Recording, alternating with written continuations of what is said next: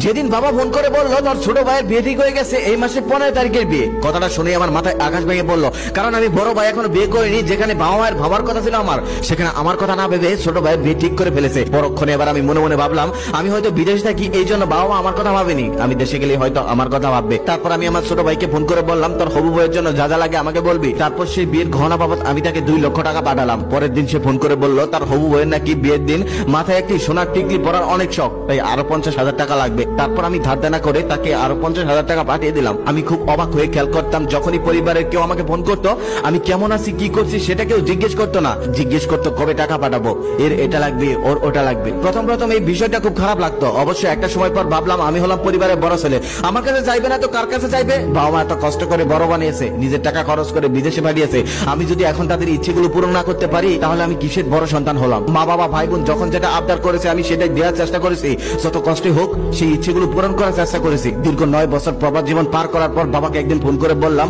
বাবা আমি দেশে ফিরে আসতে চাই। বাবা তখন বলল দেশে এসে কি করবি? তখন আমি বললাম কিছু একটা করব, তোমাদের ছাড়া আর ভালো লাগে না, ভাই বোনদের দেখতে ইচ্ছে করে। বাবা তখন রাগ নিয়ে বলল দেখতে ইচ্ছে করে ভিডিও কলে দেখ, এখন কি আর সেই দিন আছে যে এসে দেখতে হবে? আমি সবেমাত্র ঘরের কাজ ধরেছি, তুই যদি এখন চলে আসিস তাহলে সেই ঘরের টাকা পাঠাবে কে? সেদিন বাবার কথা শুনে আমার মনে হলো আমি আসলে একটা টাকার মেশিন। মানুষ এমনি এমনি বলে না, প্রবাসীরা হলো পরিবারের জন্য শুধু একটা টাকার মেশিন, তাছাড়া আর কিছুই না। এভাবে আরো 1 বছর কেটে গেল, 1 বছরের মধ্যে ঘর কমপ্লিট হলো। তারপরে আমি হুট করে বাড়ি চলে আসলাম, যেখানে বাবার কথা ছিল আমাকে জড়িয়ে ধরা, সেখানে বাবা দূরে দাঁড়িয়ে আছে। ছোট বোন রাগ করে আছে, কারণ ওর হাজবেন্ডের জন্য একটা রোলেক্স ঘড়ি আনতে বলেছিল, আমি এনেছি অন্য ঘড়ি। আমি ছোট বোনকে বললাম আরে পাগলি এই ঘড়িটা অনেক দামি। তখন সে বলল তোমার দামি ঘড়ি তুমিই দাও, আমার হাজবেন্ড এই ঘড়ি নিবে না, তোমার দামি ঘড়ি তুমি হাতে নিয়ে বসে থাকো। অথচ ছোট বোন বলে গেল ছোট থেকে ও যা চেয়েছে আমি কখনোই কোনো ইচ্ছাও ওর অপূর্ণ রাখিনি। ছোট ভাই রাগ করে আছে, কারণ ওর স্ত্রীর জন্য আইফোন আনতে বলেছিল, আমি সেটা আনতে পারিনি, অন্য একটা ফোন এনেছি। ছোট ভাইকে বললাম দেখ আমি একবারে চলে এসেছি, সবার জন্য সবকিছু আনতে হয়, আর আমি যা টাকা ইনকাম করেছি তা তো বাড়িতেই পাঠিয়ে দিয়েছি, আমার কাছে তো তেমন টাকা ছিল না,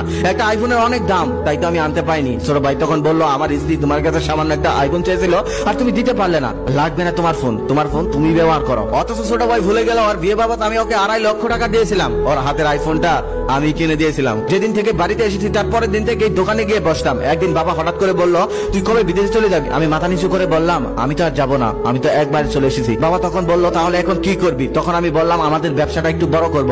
ওপাশ থেকে ছোট ভাই রেগে বলতেছে আমাদের ব্যবসা মানে? এই ব্যবসাটা শুধুমাত্র আমার, এই ব্যবসাতে আর কারো ভাগ নেই, এই ব্যবসাটা আমি ছোট থেকে আস্তে আস্তে বড় করেছি। বাবা তখন এটাই বলল হ্যাঁ ও তো ছোট্ট একটা ব্যবসা নিয়েছিল, সেটার থেকে আস্তে আস্তে বড় বানিয়েছে, এটা তো শুধু অরি ব্যবসা, এটা তো তোর ব্যবসা না, তুই ব্যবসা করতে হলে অন্য একটা ব্যবসা কর। সেদিন ছোট ভাইয়ের কথা আমি যত না কষ্ট পেয়েছিলাম তার থেকে বেশি কষ্ট পেয়েছিলাম বাবার কথায়, কারণ আমি দীর্ঘ 10টা বছর গাদার মতো খেটে কখনো আমার ভাবিনি, সমস্ত টাকা আমি পরিবারকে দিয়ে দিয়েছি। অথচ ছোট ভাই